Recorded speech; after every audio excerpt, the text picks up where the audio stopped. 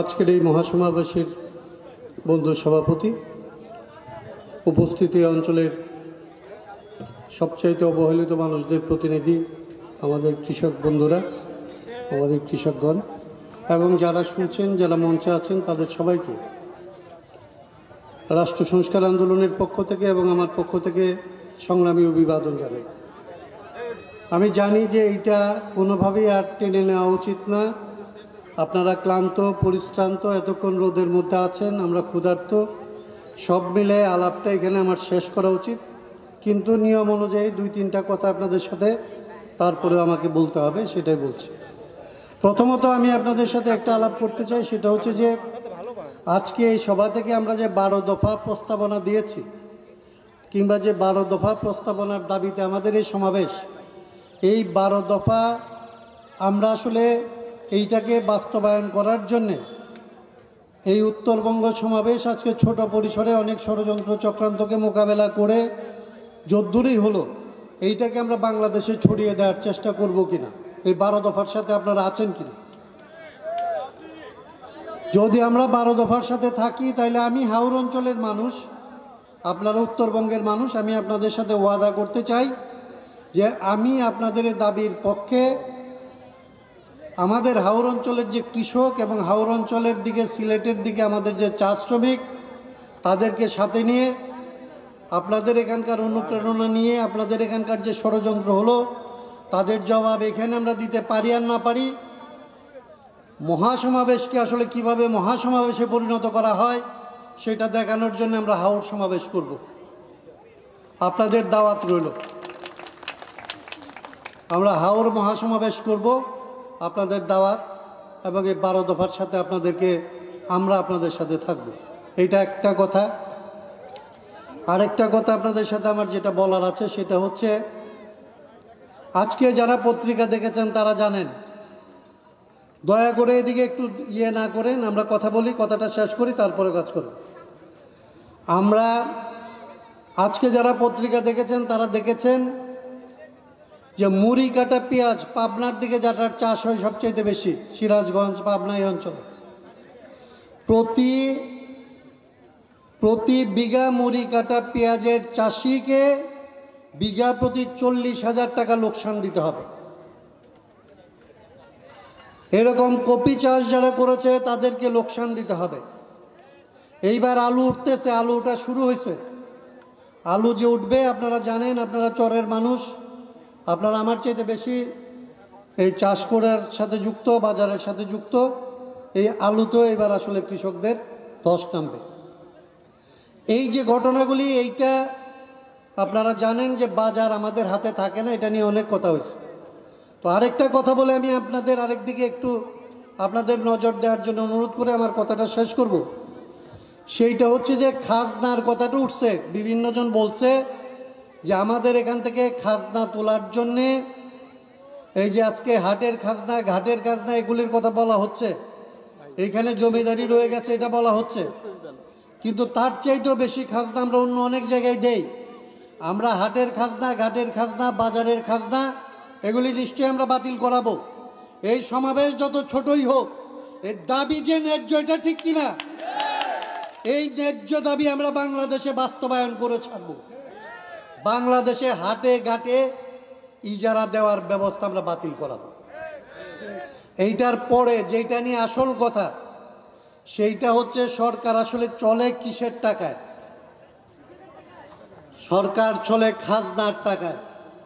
জমিদারি আমলে খাজনা দেখা যায় তো, আজকে হাটে ঘাটের খাজনা দেখা যায়, কিন্তু সবচেয়ে বেশি যে খাজনা তোলা হয় সেই খাজনা অদৃশ্য খাজনা, সেই খাজনা দেখা যায় না, সেই খাজনা দিয়ে সরকার চলে। এই যে আমি সবসময় বলি, এই যে এইটা দিয়ে আপনার ছেলে মালয়েশিয়া থেকে কথা বলে, আপনি বাজারের সাথে কথা বলেন, ঘরের সাথে কথা বলেন, এইটার মধ্যে 100 টাকা যদি আপনি ভরেন, এইখান থেকে সরকার কত টাকা কাটে আপনি জানেন? এইটা থেকে সরকার 100 টাকা আপনি বললে এইটা থেকে সে 39 টাকা কাটতো। এইবার এটার পরিমাণ আরো 3 টাকা বাড়ানো হয়েছে।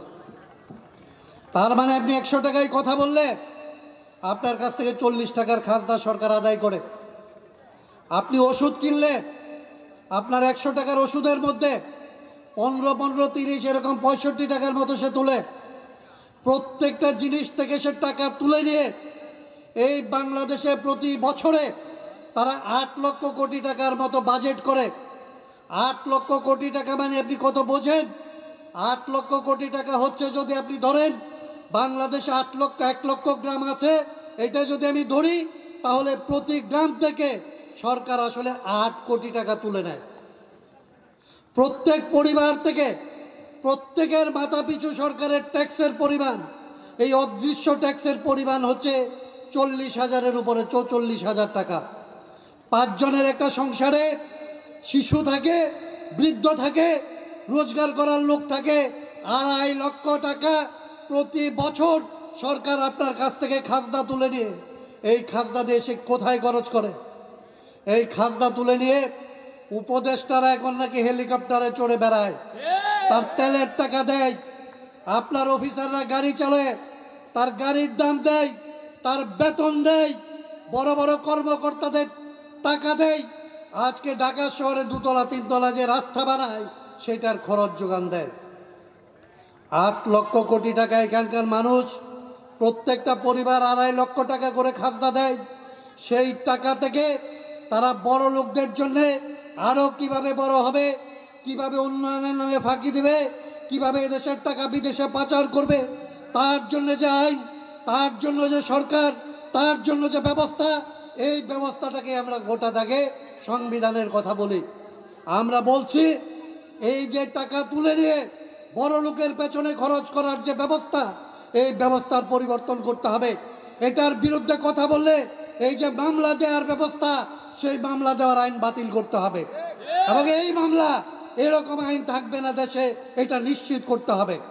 এবং বাংলাদেশে আপনার পক্ষে যারা কথা বলবে, আপনার হিস্সা নেওয়ার জন্য যারা কথা বলবে, আপনার হিস্সা আদায়ের জন্য যারা কথা বলবে, তারা যাতে বাংলাদেশে আইন কানুন বানানোর ক্ষমতা পায়, তারা যেন বাংলাদেশে সংসদে বসতে পারে, তার জন্য নির্বাচনের আইন, তার জন্য অর্থনৈতিক আইন, তার জন্য প্রধানমন্ত্রী হওয়ার এবং তার যে ক্ষমতা ব্যবহারের আইন, সেগুলির পরিবর্তন করতে হবে এবং সেই পরিবর্তনের জন্য বাংলাদেশ রাষ্ট্রের সংস্কার করতে হবে।